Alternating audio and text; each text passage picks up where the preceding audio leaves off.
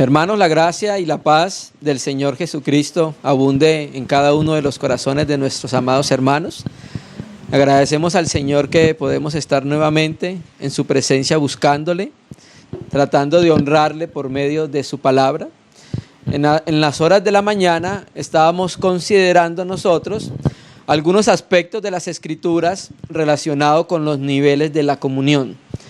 En las Escrituras, cuando nosotros miramos el aspecto de la comunión, miramos que ella tiene varios niveles, y en las horas de la mañana consideramos el primer nivel, que es la comunión nuestra con el Señor, con Dios. Pero nos basamos primeramente en lo que dice Juan 17, hablando acerca de la comunión que tiene el Padre con el Hijo por el Espíritu Santo. Y el Señor Jesús oraba para que nosotros, y cuando digo nosotros, nos estamos refiriendo al cuerpo de Cristo en general, seamos uno como el modelo es el mismo ser de Dios. El modelo de unidad y de comunión de la iglesia se halla en la unión y en la comunión y en la unidad que tiene el Padre con el Hijo por el Espíritu Santo desde la eternidad hasta la eternidad. Entonces el Señor Jesús oraba para que fuésemos uno como ¿quién? Como tu Padre en mí y yo en ti. Entonces, para que en la iglesia tenga un proceso normal de comunión, debe mirar primero al Señor. Cuando mira al Señor y mira cómo el Padre era uno con el Hijo por el Espíritu Santo, entonces viéndolos a ellos, aprendemos nosotros cómo debe ser nuestra comunión. Juan 17:5 nos hablaba del modelo cómo, pero vimos más adelante que el mismo Dios nos daba el sustento para que eso pudiera hacerse una realidad palpable en medio de la iglesia. ¿Y qué era el sustento? El Espíritu Santo. Recuerda que nuestro Señor Jesucristo, cuando muere, resucita, asciende. Cuando asciende sucede algo que se llama la venida del Espíritu Santo para habitación permanente en el corazón de la iglesia. Porque antes el Espíritu Santo venía sobre los hombres en Israel. Puedes tomar el Antiguo Testamento, puedes leer hombres como Samuel, hombres como Saúl, hombres como Sansón, hombres como David, sobre los cuales el Espíritu Santo venía sobre ellos. No era habitación permanente. ¿Por qué? Porque la habitación permanente iba a ser cuando el Señor Jesucristo muriese y nos introduciese en el nuevo pacto. Ahí entonces ya el Espíritu vendría, nos sellaría, ¿cierto? Y cada uno de los creyentes seríamos el templo del Espíritu Santo, ya seríamos una habitación permanente de Dios en el Espíritu. Entonces, con el Espíritu Santo se puede llevar a cabo el cómo, ¿sí? Con el Espíritu Santo en el corazón de la iglesia se puede llevar a cabo el cómo nosotros vamos a ser uno. Miramos que la palabra griega para comunión es la palabra griega koinonía, que significa compañerismo, comunión íntima y algo en común. Todos tenemos algo en común, los creyentes. ¿Qué? El Espíritu Santo. Y hasta donde llega el Espíritu Santo, ahí llega la comunión. Pero también la comunión es establecida sobre unos límites. ¿Cuáles son los límites? La doctrina apostólica. Leímos entonces en Primera de Juan que los apóstoles tenían comunión con el Hijo y con el Padre. Resultado de esa comunión, los apóstoles tenían comunión con la iglesia, ¿cierto? Entonces nosotros tenemos que acercarnos a la doctrina apostólica de la palabra y mirar cómo era la comunión de los apóstoles con el Hijo, porque ellos tuvieron comunión con el Padre y con el Hijo. Entonces, lo que consideramos esta mañana fue el primer estadio de la comunión, el primer nivel de la comunión, que era nosotros teniendo comunión con Dios.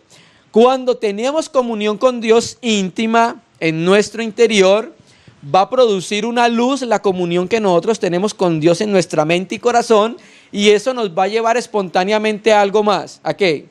A tener comunión los unos con los otros. Entonces, vamos a leer ese texto nuevamente para empezar a concatenar desde ahí. Primera de Juan, capítulo 1, versículo 6, donde quedamos esta mañana.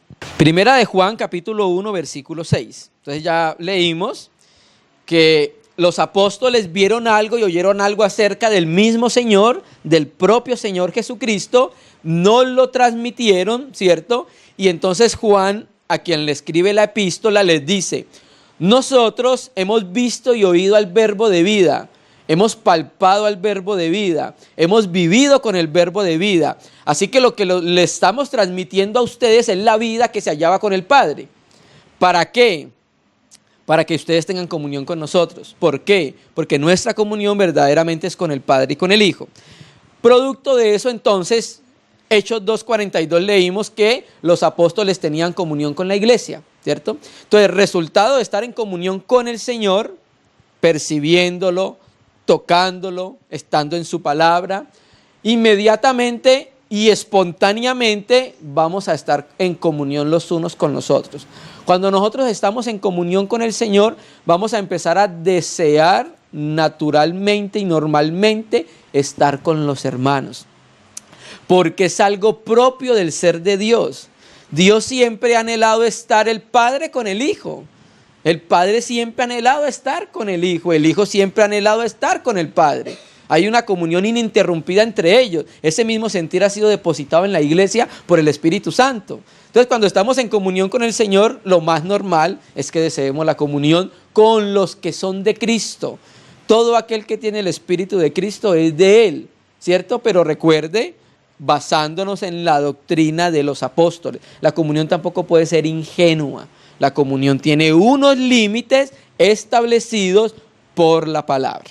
Entonces leamos el 6. Si decimos que tenemos comunión con Él y andamos en tinieblas, no practicamos la verdad. Pero si andamos en luz como Él está en luz, tenemos comunión ¿qué? Unos con otros. Quiero remitirme con este texto al tabernáculo de reunión. Recuerdan que el tabernáculo de reunión constaba de 3 partes. La parte exterior, que era el atrio, donde estaba el altar de bronce, donde estaba el lavacro de bronce. Tú entrabas a la propia tienda, y cuando entrabas, a mano derecha encontrabas la mesa, los panes de la proposición, a mano izquierda encontrabas el candelero, y al fondo, antes del segundo velo, encontrabas el altar de los inciensos.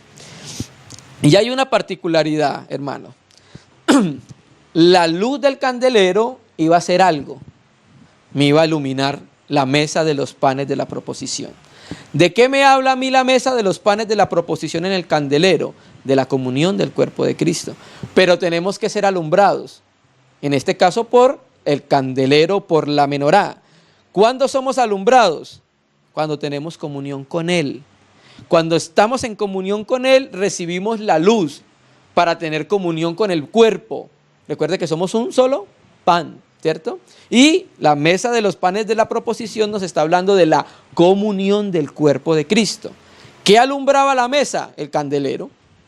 Si tú apagabas la luz del candelero y entrabas al lugar santo, no se veía nada. Pero cuando tú prendías el candelero, inmediatamente me alumbraba lo que había en el lugar santo. Y una de las primeras cosas era ¿qué? Los panes de la mesa de la proposición, ¿cierto? Entonces el candelero, la luz del Señor, alumbra nuestro interior, nuestra mente y espíritu para estar en comunión con nuestros amados hermanos. Una comunión sencilla, una comunión sincera, una comunión que no busca lo suyo propio, sino que busca el bien y el bien del Señor, frutos para el Señor, ¿cierto? Porque en la comunión interna de la deidad, en el seno de la divinidad, el Padre no busca lo suyo, el Hijo no busca lo suyo, todos buscan algo en común, ¿cierto? De la misma manera nosotros en nuestra comunión no debemos buscar nada para nosotros, no debemos ganar nada para nosotros. Todo lo que busquemos es en pos de ¿quién? Del reino del Señor, de los asuntos del Señor, que el Señor gane, no que ganemos nosotros. Es más, debemos buscar perder nosotros en la casa de Dios, ¿sí? Entonces, si estamos en luz, comunión con Él, va a suceder algo entonces que vamos a tener comunión los unos con otros. Entonces, ya miramos el primer nivel, que es de nuestra comunión con Dios. El segundo nivel es la comunión con la iglesia, pero hay 2 niveles más que existen de la comunión. Pueden haber más. Un hermano puede ver mucho más allá y puede mostrarle a los hermanos. Al menos lo que hemos percibido nosotros es que mínimo hay 2 niveles más de la comunión. Y para este aspecto que vamos a considerar, es necesario que nosotros entendamos en parte el trabajo de la obra y de los apóstoles. Vamos a ir a Primera de Tesalonicenses, capítulo 4, versículo 9. Y vamos a tomar como base este texto para empezar a hablar del tercer estadio, nivel de la comunión. Ya hablamos de la comunión con Dios, ya hablamos de la comunión local de los hermanos que están en esta ciudad, en esta localidad. Ahora vamos a hablar de algo también que el mismo Espíritu Santo nos va a ir llevando espontáneamente. Primera Tesalonicenses 4, versículo 9. Recuerde que Tesalónica era quizás una de las iglesias más nuevas a las cuales se le escribe. Era una iglesia muy nueva, la iglesia en Tesalónica, y había algo bien particular cuando examinamos las 2 cartas de a los tesalonicenses. Era un asunto con la venida del Señor Jesucristo. Tú lees y vas a encontrar siempre ese tópico acerca de la venida del Señor Jesucristo. Y por causa de eso, entonces, unos andaban desordenadamente, entonces viene la epístola para corregir ciertos aspectos. Pero quiero llamar la atención al versículo 9. Pero acerca del amor fraternal, no tenéis necesidad que os escriba. La palabra griega para amor fraternal es una única palabra y es Filadelfia. ¿Dónde encuentra la palabra Filadelfia? En una iglesia en Apocalipsis, una ciudad que se llamaba así, Filadelfia, amor entre hermanos, ¿cierto? Viene de Delfos, que es hermanos. Entonces pasaba algo con la iglesia en Tesalónica, muy nueva, sí, pero era una iglesia en la cual había aprendido a amar del Señor. Y había una comunión muy íntima y un amor muy expresivo en medio de los hermanos, el amor del Señor, naturalmente. Entonces ellos mismos se estaban amando como hermanos en Jesucristo, dirigidos por el amor de Dios desde el interior. Recuerda que esta mañana hablamos también acerca del amor de Dios, de cómo nuestro amor hacia nuestra familia y hasta nuestros hermanos tiene que ser un amor gobernado y dirigido por el mismo amor de Dios desde nuestros corazones. ¿No dice la Escritura que el amor de Dios ha sido derramado en dónde? En nuestros corazones. Entonces es desde ahí que nosotros debemos amar. Por eso el amor de Dios incluso es una persona, el Hijo de Dios, que tiene que forjarse en el corazón de la iglesia. Entonces, de los tesalónicos, Pablo conocía, primero porque los fundó, fue hasta Tesalonicenses, predicó el evangelio, fundó una iglesia, la edificó, después de edificarla deja los hermanos a cargo de la iglesia para que tenga su normal funcionamiento. Pero Pablo percibía el cariño y el amor que tenían los hermanos para con Dios y para con los hermanos, ¿cierto? Pero acerca del amor fraternal, no tenéis necesidad de que os escriba. ¿Por qué? Porque vosotros mismos habéis aprendido ¿de quién? O sea, ellos aprendieron del mismo y del propio Señor Jesús cómo era el amor fraternal, ¿cierto? Cómo era la expresión de Filadelfia. Entonces ellos mismos se volvieron al mismo Señor y el Señor desde el interior les enseñaba cómo debía ser el amor entre ellos. No era un amor fingido, era un amor real, era un amor sincero, era un amor nacido desde el Espíritu de Dios. Porque vosotros mismos habéis aprendido de Dios que os améis unos a otros. Entonces vemos que esta iglesia tenía una comunión muy íntima entre ellos, manifestada por medio de ¿qué? Por medio del amor. Pero hay algo que me llama mucho la atención, que es el verso que sigue. Y también lo hacéis así, o sea, ¿qué también hacéis así? Tiene amor fraternal con todos los hermanos que están, ¿por dónde? Por toda Macedonia. Aquí hay algo bien particular. Cuando nosotros nos acercamos a las Escrituras de una manera sencilla, debemos dejar que la Biblia misma nos enseñe a nosotros y sujetar nuestra mente, emociones y pensamientos a la palabra, como cristianos que queremos en la Biblia. Cuando nosotros miramos la palabra iglesia en la Biblia e iglesias en plural, tienen una particularidad. Siempre que encuentro la palabra iglesia en singular, siempre la mayoría de veces me la está relacionando con una ciudad. Por ejemplo, la iglesia que estaba ¿en dónde? Antioquía. La iglesia que estaba en Jerusalén, ¿cierto? La iglesia de Dios en Corintios. Siempre cuando se refiere a iglesia en una ciudad, habla en singular. Pero cuando nosotros vemos que los apóstoles hablan en plural, por ejemplo, Gálatas 1, a las iglesias en Galacia. ¿Recuerdan el texto? 1, 2. Ahí se habla en plural porque Galacia no era una ciudad. Galacia era un distrito en su momento. Es como decir hoy en nuestro tiempo, en nuestro país, acá en Colombia, un departamento. Un departamento que tiene muchas ciudades. Un departamento que tiene muchos municipios. Eso sucedía con Galacia. Galacia era un distrito en el cual había muchísimas iglesias. La carta, a la epístola en Gálatas era una carta circular que llegaba primero a una iglesia, la copiaban, luego se distribuía así sucesivamente hasta todas las iglesias en Galacia, ¿cierto? Y aquí está hablando algo parecido. Macedonia era la región. Macedonia no era una ciudad. Macedonia era una región donde había muchas iglesias. Y una de ellas era ¿quién? Tesalonicenses.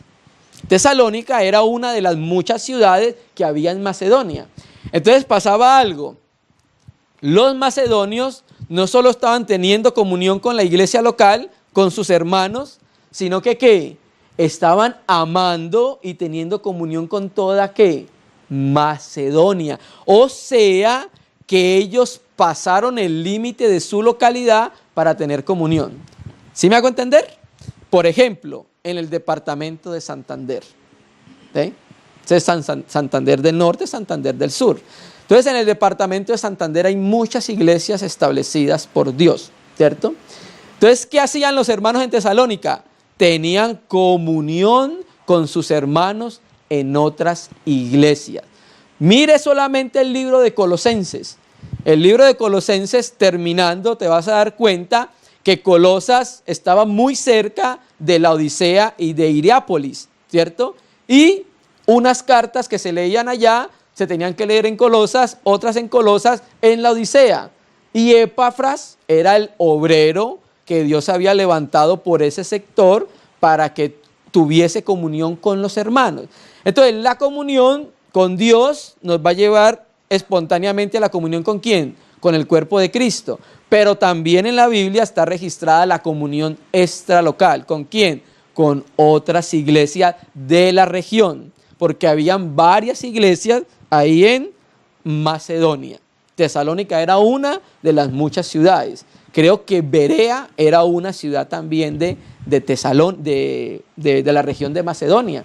En esos momentos estaba dividido Atenas en Grecia en dos regiones. Acaya, la región de arriba donde estaba Corinto, y abajo la región de Macedonia donde estaban los tesalónicos. Entonces mire cómo Pablo elogia a la iglesia por la comunión interna, pero no solamente por la comunión en la iglesia, sino ¿por quién? Porque también tenían comunión y tenían amor fraterno con toda la región de Macedonia.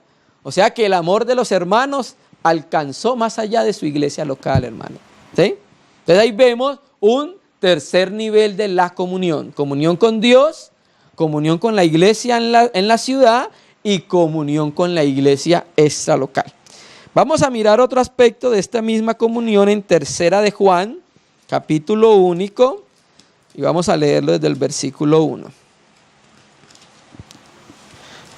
Tercera de Juan, versículo 1. Vamos a leerlo hasta el versículo 8.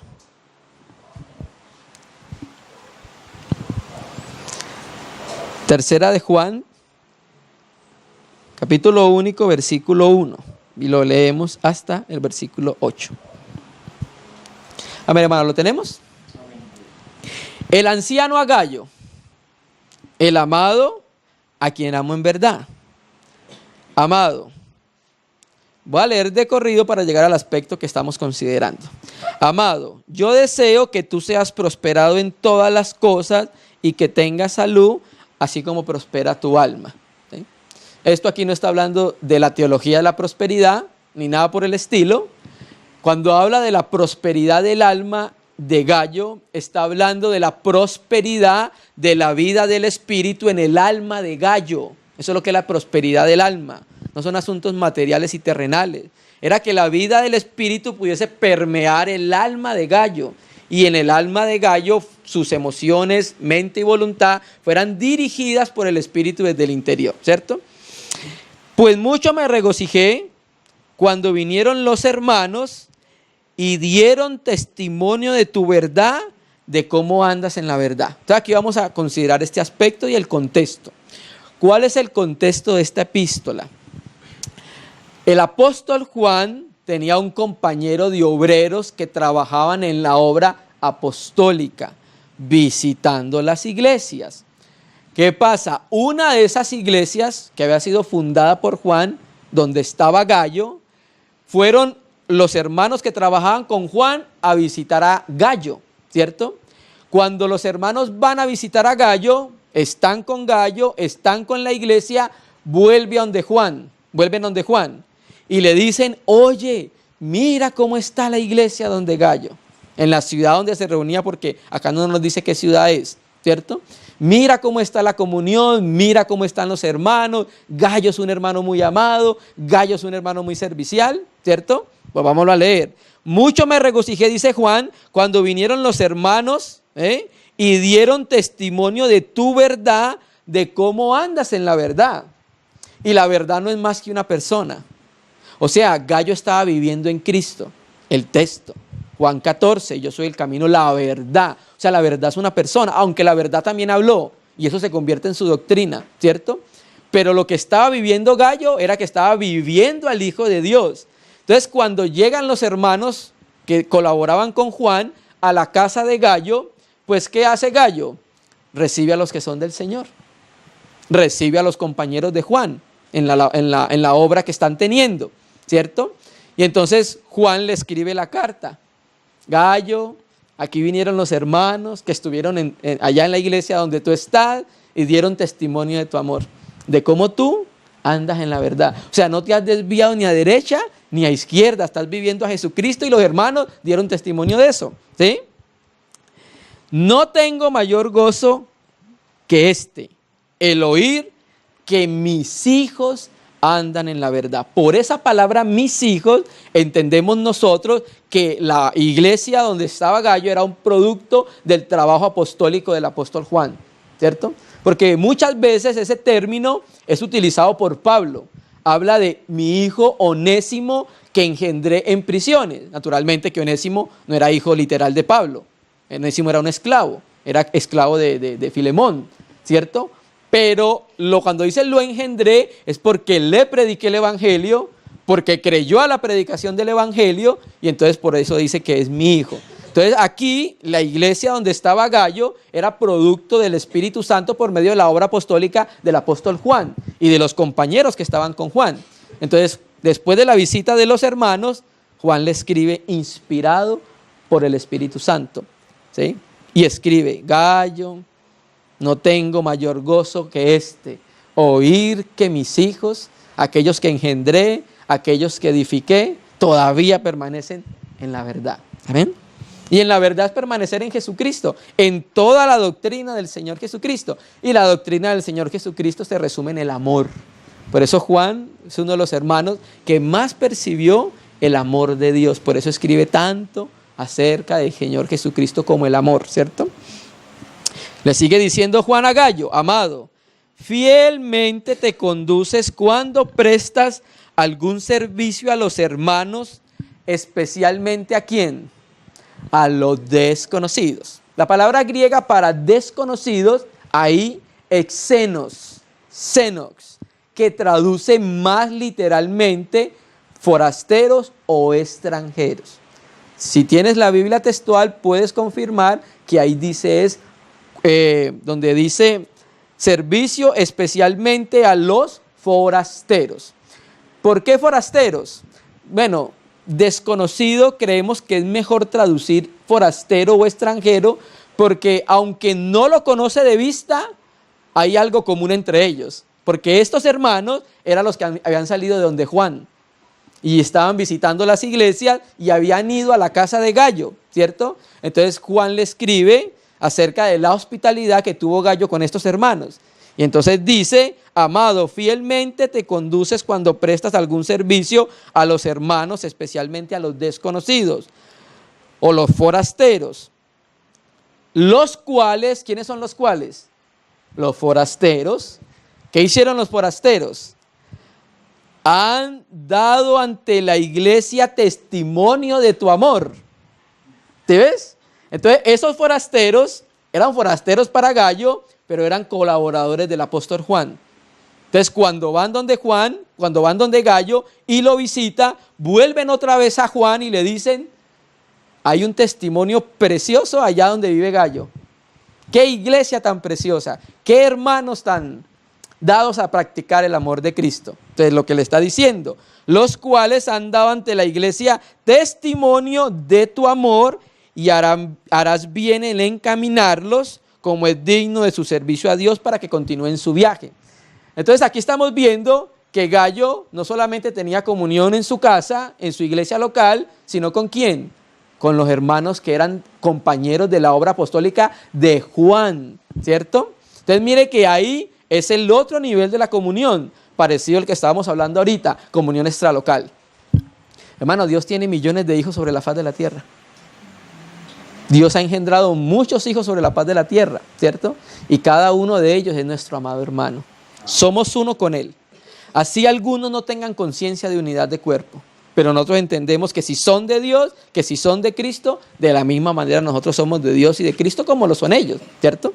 Entonces aquí estamos viendo cómo es el tercer nivel de la comunión, extralocal. ¿Se me entiende?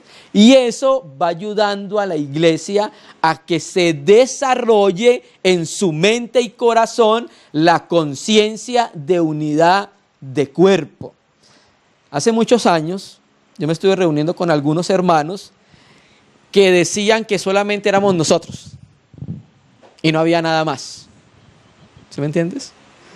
Con el paso del tiempo uno piensa y dice, pero sabiendo que Apocalipsis dice que Juan vio millares de millones alabando al Cordero, entonces ¿cómo vamos a hacer solamente nosotros? Dios está trabajando en el corazón de la iglesia desde hace 2000 años y sigue haciéndolo en estos momentos.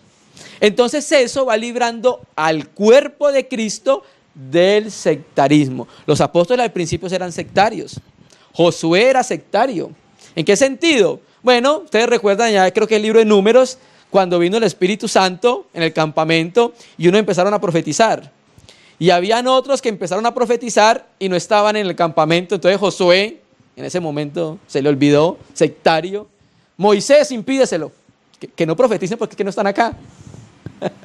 Y Moisés le dice, pero ojalá todos fueran profetas del Señor. Lo mismo pasa con los apóstoles. Señor, encontramos uno que echa demonios, pero que no está con nosotros. ¿Cómo te parece, Señor? ¿Qué haremos con ellos? Y el Señor le dice, el que no es contra nosotros, es por nosotros. ¿Se me entiende? Eso va ayudando a la iglesia, hermano, en la comunión. El corazón de Dios es tan ancho que recibe a todos sus hijos, porque el nuestro no. Eso ayuda a que el corazón de la iglesia se ensanche para los suyos. Pero recuerde, unos lineamientos. La comunión no puede ser ingenua tampoco. Como decía algún hermano, no puede ser a la topa tolondra. No, es bien definida por la palabra. ¿Sí? Entonces, a los cuales han dado ante la iglesia testimonio de tu amor, y harás bien en encaminarnos como es digno de su servicio a Dios, para que continúen su viaje. Ahí nos damos cuenta entonces que eran hermanos itinerantes. ¿Que estaban en qué? En la obra del Señor, compañeros de la obra apostólica de Juan. Porque ellos salieron por amor del nombre sin aceptar nada de los gentiles. Bueno, no vamos a hablar ahorita de ese tema, pero nosotros pues debemos acoger a tales personas para que seamos cooperadores con la verdad. Entonces, primer nivel de comunión, con Dios. Segundo nivel de comunión, con la iglesia. Tercer nivel de comunión, extralocal. ¿Listo? Todo eso es producto ¿de qué? De la comunión que tiene el Padre con el Hijo.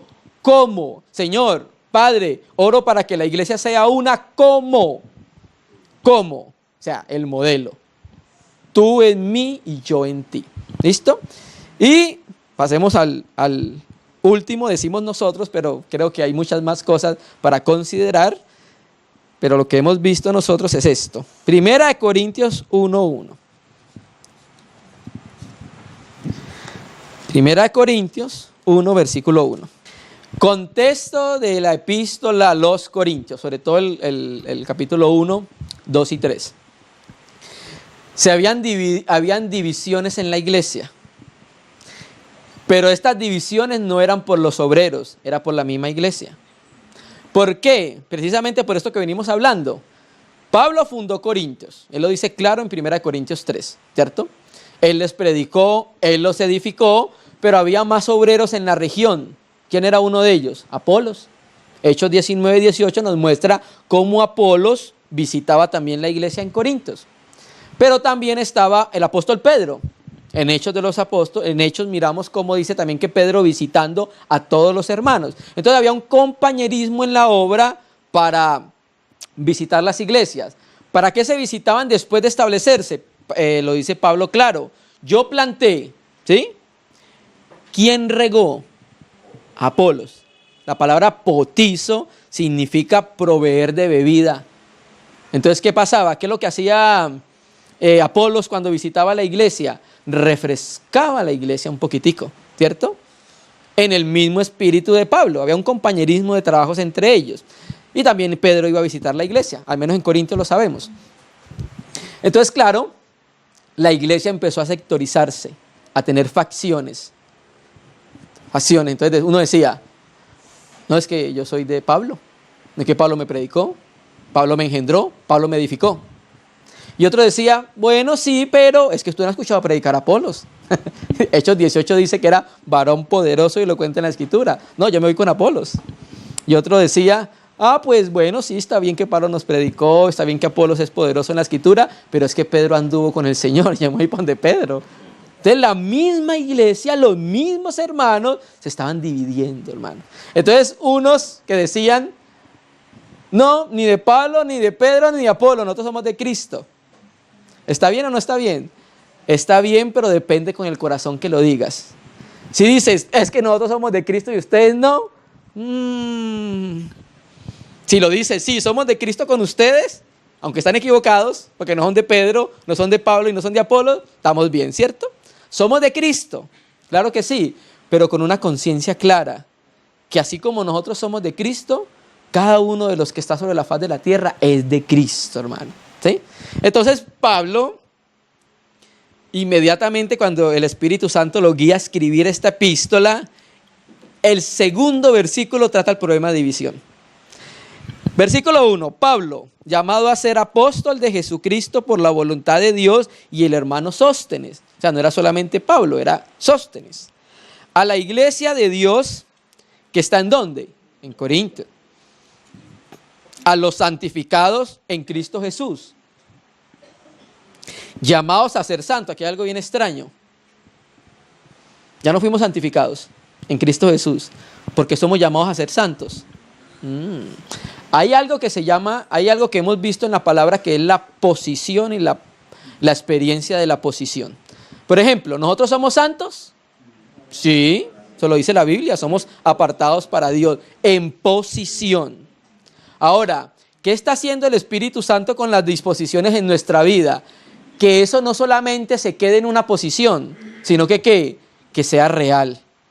Y que la gente de afuera puedan ver la santidad en medio de la iglesia, que puedan tocar y ver la realidad de que sí somos santos, hermano.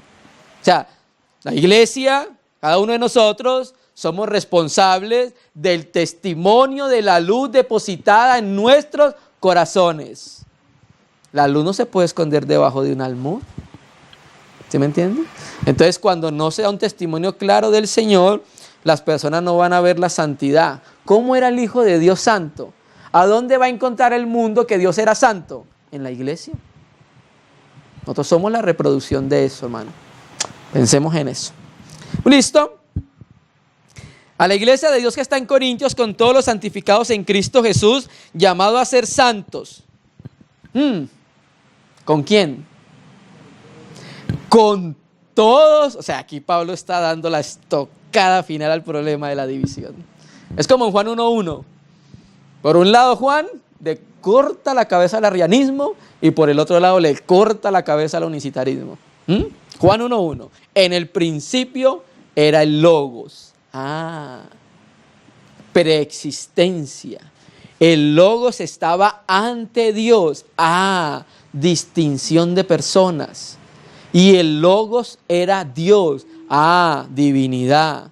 ¿Cierto? De la misma manera Pablo inmediatamente saca la espada y con todos los que en cualquier lugar invocan el nombre de nuestro Señor Jesucristo. Señor de ellos y Señor nuestro.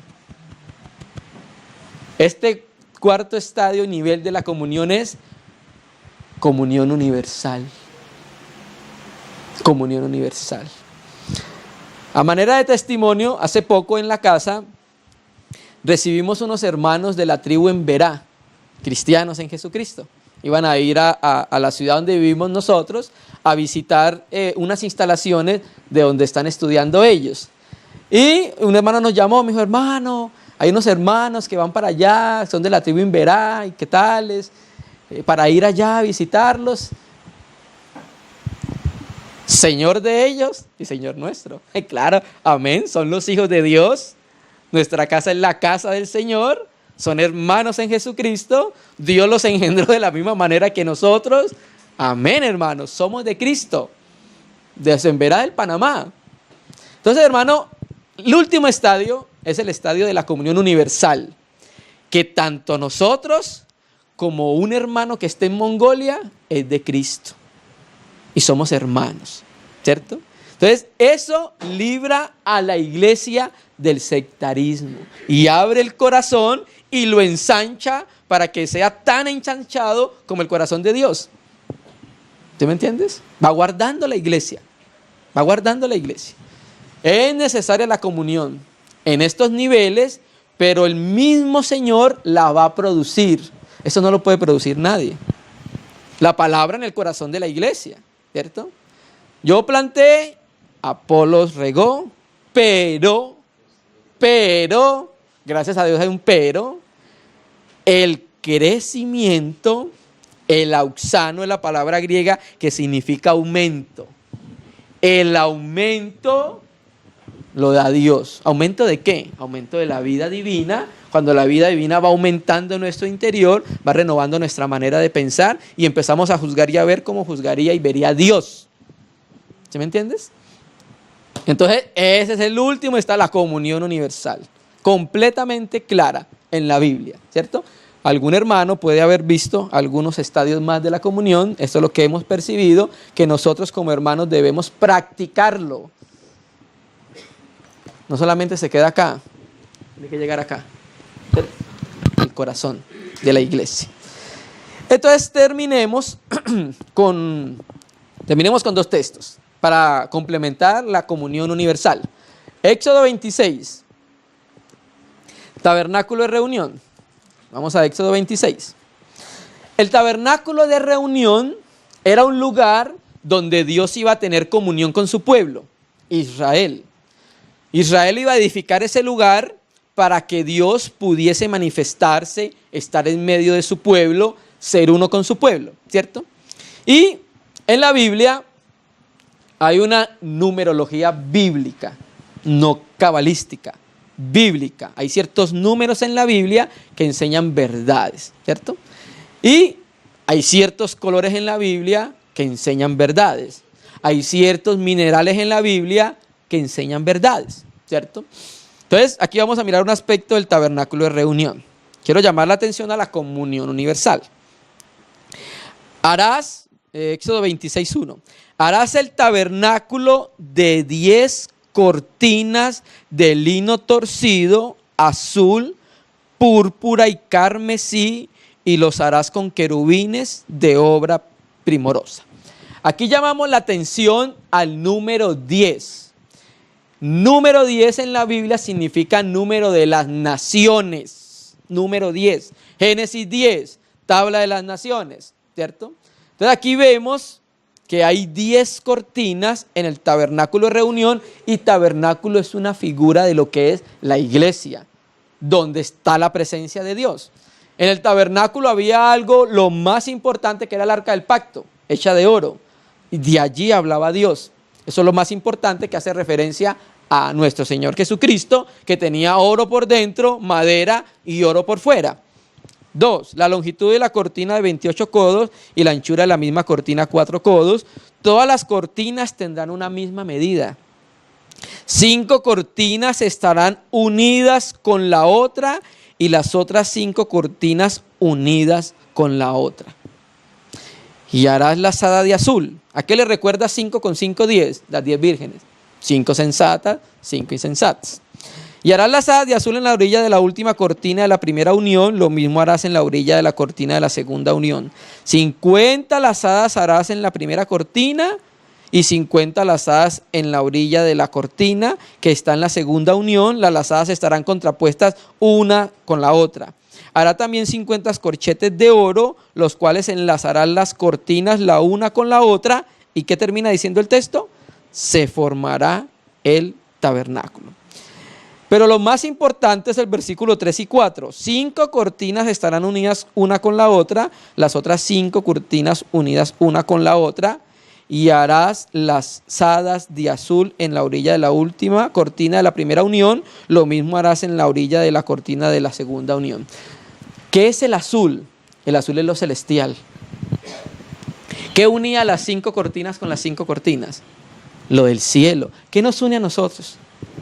Si fuera por nosotros, solos, llanero solitario, yo hago lo mío, lo hago solo. ¿Pero qué nos une? Lo del cielo, lo azul, lo celestial, es lo que nos une a nosotros, con cada uno de los hijos de Dios. ¿Se me entiende? ¿Eso a qué hace referencia? Comunión universal. ¿Amén? Terminemos entonces con un aspecto de un ejemplo negativo de un hermano que no percibió la comunión en ninguno de los niveles para establecer lo suyo propio en la iglesia. Y esto nos va a ayudar a cada uno de nosotros a no seguir ese camino.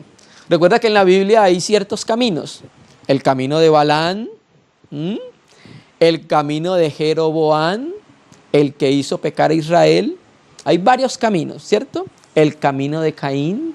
Hay muchos caminos negativos en la Biblia. Bueno, este es otro camino de esos negativos que vamos a mirarlo para no seguir por ese camino. Tercera de Juan, donde nos quedamos, y ahora veamos el versículo 9. Tercera de Juan, capítulo único, versículo 9. Entonces leímos el 8, nosotros pues debemos acoger a tales personas para que cooperemos con la verdad.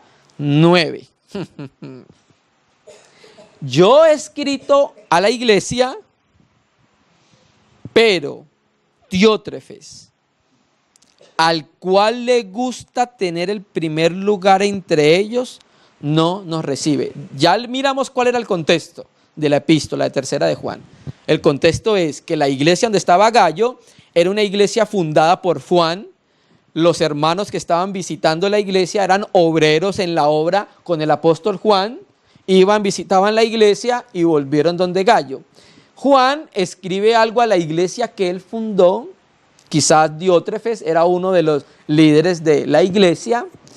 Pero dice Juan, pero Diótrefes le dice a Gallo, el cual le gusta tener el primer lugar entre ellos. La palabra le gusta tener el primer lugar, es una única palabra y es la palabra filoproteuón. Viene de filotropo, son dos palabras compuestas, fileo amor y protos primero. Amaba tener primer lugar. Lo amaba en su corazón, ¿cierto? Entonces, como amaba tener el primer lugar en su corazón, cuando venían los hermanos, que se me meten en lo mío. No puede ser. ¿Eso era producto de qué? De que no tenía comunión con Dios. Porque como no tenía comunión con Dios, no tenía comunión con la iglesia. Y si no tenía comunión con la iglesia, no tenía comunión con la iglesia extralocal. Y menos con la iglesia universal. Era un producto de tinieblas, porque Juan ya nos lo dijo claro en 1 Juan 1:6. Si alguien dice que anda en luz pero no tiene comunión con sus hermanos, está en tinieblas. Ese es el resultado, ¿cierto? Entonces Juan quería tener primer lugar en la iglesia, no permitía que nadie viniese, incluso un enviado de los apóstoles, incluso el mismo apóstol Juan. Mira, yo he escrito a la iglesia, pero Diótrefes, el cual le gusta tener primer lugar entre ellos, no nos recibe. El mismo Juan que plantó la iglesia, que tenía un compañero, no lo recibía. ¿Por qué? Porque amaba ser el primero. ¿Tú entiendes? Nadie lo podía sobrepasar. Yo soy el que más sé, aquí nadie se puede meter porque esto es mío. Entonces dice Juan, por esta causa si yo fuere, recordaré las obras que hace parloteando con palabras malignas contra nosotros. ¿Sí? O sea, que las obras de Diótrefes en etimología griega significa alimentado por Zeus. Eso es lo que significa Diótrefes. Alimentado o nutrido por Zeus. Entonces, las obras de Diótrefes eran ¿qué? Hablar mal de los apóstoles. Las obras de Diótrefes era denigrar de los apóstoles. Esas eran las obras de Diótrefes. Y no contento con estas cosas, no recibe a los hermanos, y a los que los quiere recibirlos se los prohíbe y los expulsa de la iglesia. Este hombre se creía el dueño de la casa de Dios. El dueño de la casa de Dios no es ninguno de nosotros. Sí, hay ancianos, sí, amén. Tienen responsabilidad, hay diáconos, sí, amén. Pero la iglesia no es nuestra. Que Dios guarde nuestro corazón de tratar de señorearnos de la obra de Dios. Sí, pero él se ve que era un líder de la iglesia que quería tomar la primacía y desplazar a todo el mundo. Por eso Dios es muy sabio. No hay nadie más sabio que Dios. Delimitó el gobierno de la iglesia por ancianos, en plural. Siempre que te acercas a la Biblia, a mirar eclesiología, vas a ver que el gobierno de la iglesia es plural. Siempre. Ancianos en plural. Porque cuando estamos solos, ¿quién nos hace así? Hacemos lo que queremos en la casa de Dios y no tenemos resistencia de nadie, ¿cierto? Pero cuando hay dos, nos estamos guardando. El Señor mismo nos está limitando con los mismos hermanos. ¿Entiendes? La sabiduría del Señor. Guardando la misma iglesia y guardando los mismos ancianos de caer en eso. El Señor es muy sabio en los límites que estableció en su palabra. Por eso hablamos de la edificación de la casa de Dios, debe ser de acuerdo a la revelación. Por eso nosotros como iglesia debemos estar seguros que estamos participando en una edificación bien definida. Hablamos esta mañana, bueno, el arca será de tanto por tanto por tanto. El templo será de tanto por tanto por tanto. No es una edificación amorfa. Nosotros debemos estar seguros que no estamos participando de una edificación amorfa, sino una edificación bien definida. ¿Dónde encontramos el lineamiento? No hay lugar más seguro para la iglesia que la palabra, hermano. La iglesia debe permanecer en la palabra, debe haber enseñanza constante de la palabra. Es innecesario, hermano. Es lo más seguro para nosotros. Nosotros no somos confiables, pero el Señor sí. Él es más confiable y más sabio que nosotros. Haremos bien entonces en someternos a la palabra del Señor. Entonces, este último aspecto lo vimos para no seguir el ejemplo de Diótrefes. Muy mal recuerdo de Diótrefes, que quedó registrado en las Sagradas Escrituras. En cambio, la Biblia habla de David así: hizo lo bueno conforme a David, su padre. Claro, pone entre paréntesis, salvo lo relacionado con Urías el Eteo. Pero era un hombre, ¿cierto? Bueno, tiene que dar cuentas a Dios por ciertas cosas. Pero hay un registro en la Biblia de cómo nosotros vivimos en la casa de Dios. Cómo queremos ser recordados. como Jeroboam, el que hizo pecar a Israel, como Diótrefes, ¿cierto?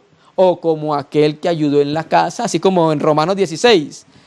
Empieza el apóstol Pablo a dar una lista. Saludá a María, que ha trabajado mucho en el Señor. O sea, ese es el recuerdo que había en el corazón de Pablo acerca de estos hermanos, hermano. Amén. Entonces, hermano, oramos para que lo que compartimos pueda guardar en el corazón, guardarse en el corazón de la iglesia.